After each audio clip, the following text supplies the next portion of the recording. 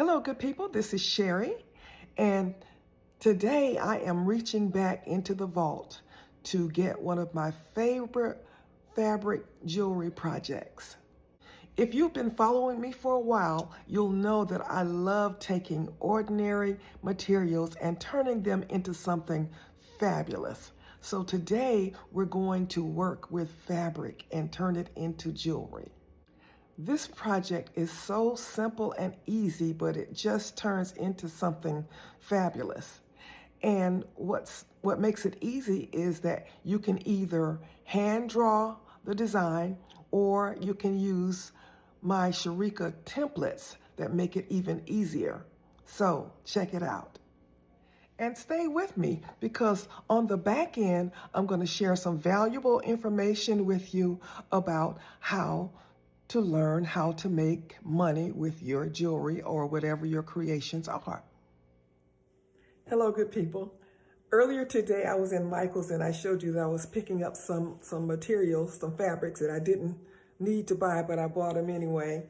And I wanted to make some earrings with them. So this is a pair of earrings that I made using this fabric.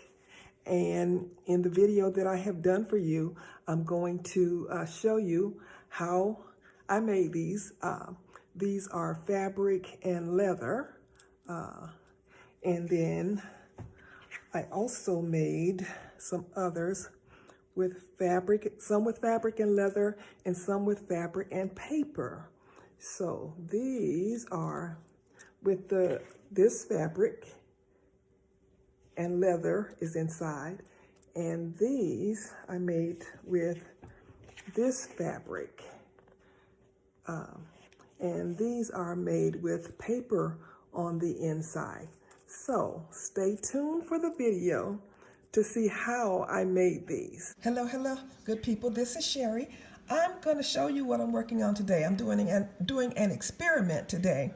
I'm working with some veg tanned leather, and it's very, very thin. It's the kind that it's safe, supposedly it's safe to cut on the Glowforge, but I'm not going to cut it on the Glowforge today.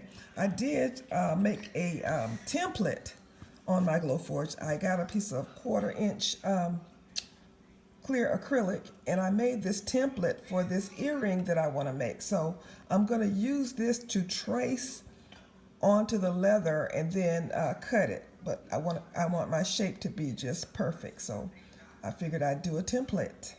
So the first thing I'm going to do is cut my leather. Then I'm going to attach the fabric. I have cut 3 little pieces of this fabric that I got from Michael's. Well, my Michael's just started carrying fabric, and I just happened to see that today. And I really shouldn't be buying any more fabric, but I'm addicted to fabric, so I bought some. Anyway, it's beautiful. These batiks, beautiful batiks. Look at this red and this pink, this yellow and orange, and this blue and green, purple and blue and green, this brown and orange, and this is for my grandsons. I don't know what I'm going to make for them, but I'm going to make something for them out of this. So I'm gonna cut this, and then I'm gonna cut the leather, and then I'm gonna show you how I glue it on.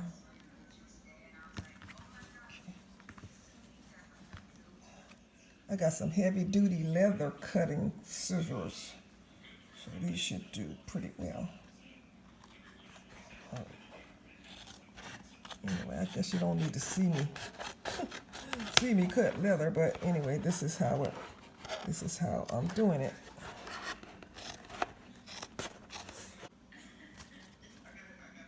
Okay, what I've done is I've cut my pieces. I'm not gonna glue the smooth side. I'm going to glue the fabric to the rough side, or this kind of suede side of the material. So I'm going to squeeze this glue on here. I think I wish I had gotten a bigger bottle of this glue. If this turns out nice, I'm gonna do lots of this. But I'm going to get a good amount of glue on here. And then I'm going to spread it with my sponge brush. Okay, so this is, okay, so I'm just going to spread it really good.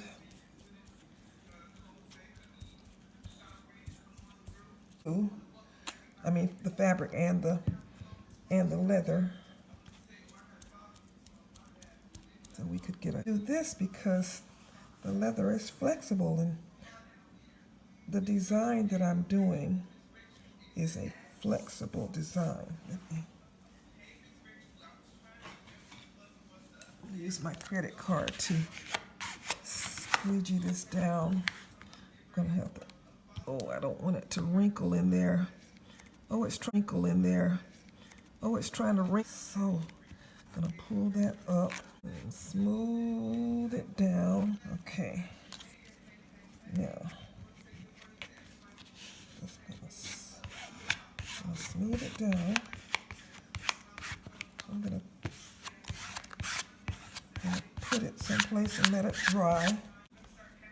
Now, they're in that corner, I see. So,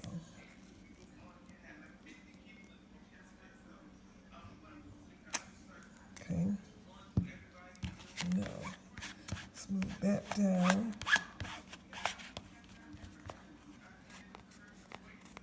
I think I'm gonna put something on top of this to keep it flat, to keep the leather flat. And down. And then I'll do the other two. And then when they're dry, I will come back and let you see the next step of the process. The glue that I'm using is Aleene's Fabric Fusion. I Googled how to glue fabric and leather, and this was one of the products that they recommended, so I went and got that.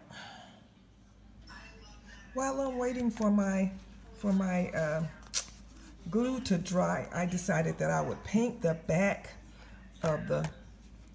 leather side a complementary color. So that's what I'm gonna do. I went and got my Cova Color leather paint pack. So I'm gonna do that.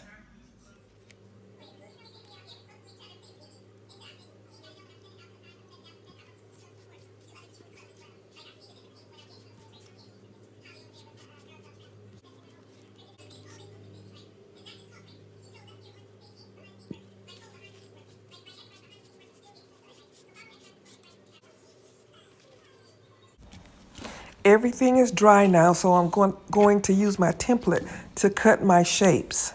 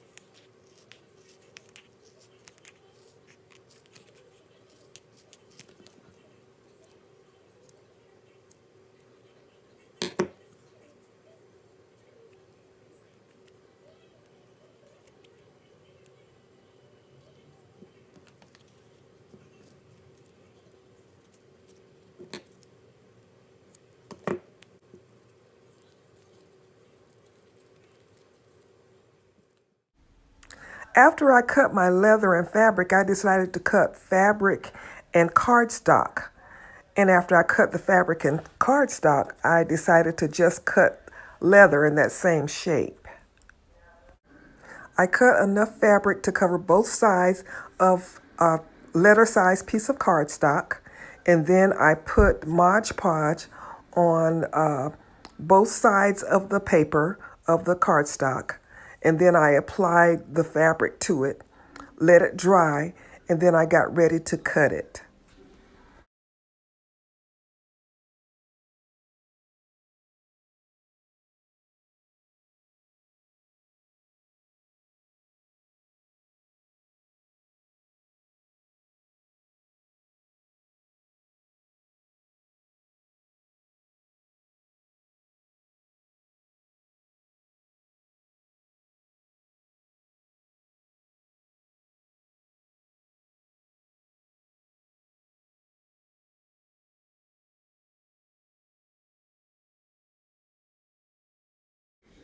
I spread Mod Podge on both sides of the fabric covered paper to give it more durability.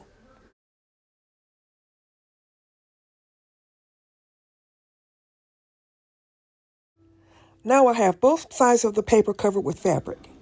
I let the paper dry, and now it's ready for me to use my template and cut my shape.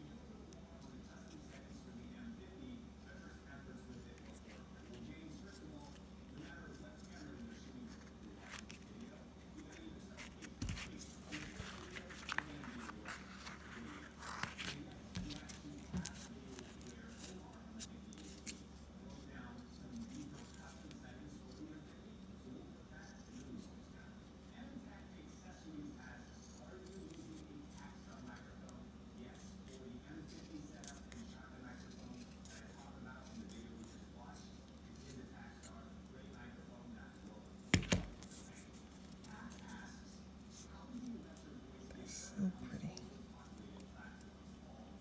That is pretty.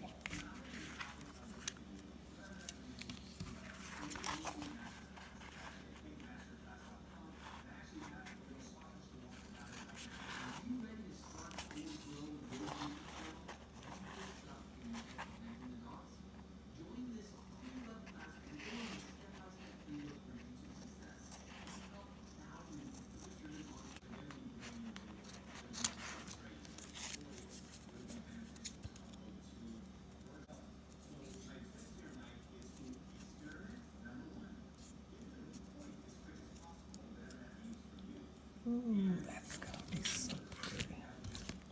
That's not that one. That's the other one. Yes. Now I just fold them and put on my ear hooks. That'll be pretty. Stay tuned for more information about how to learn how to sell these babies.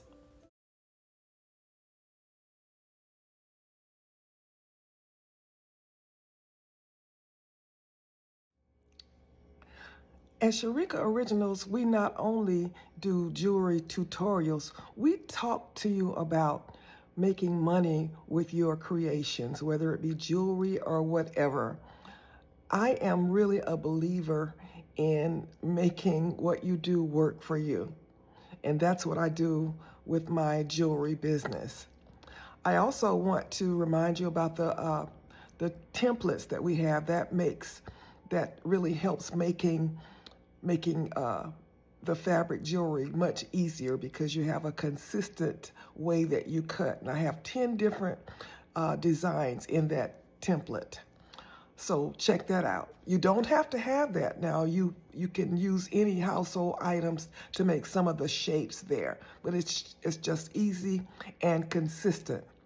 And when you make your jewelry, I want to remind you that even though you may make the same style, make it your own. Do something with it that turns it into something that's you.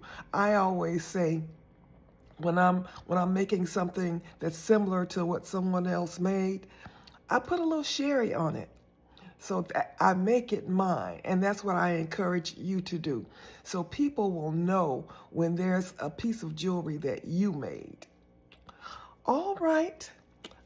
Stay tuned. I also invite you to join our Hobby to Hustle community that's on the school platform, and the school is SKOOL. And there will be a link in the description for you to go over and check that out. There is lots of free information on using your jewelry or whatever you create to make money. There's also some paid information, but there is lots of free information.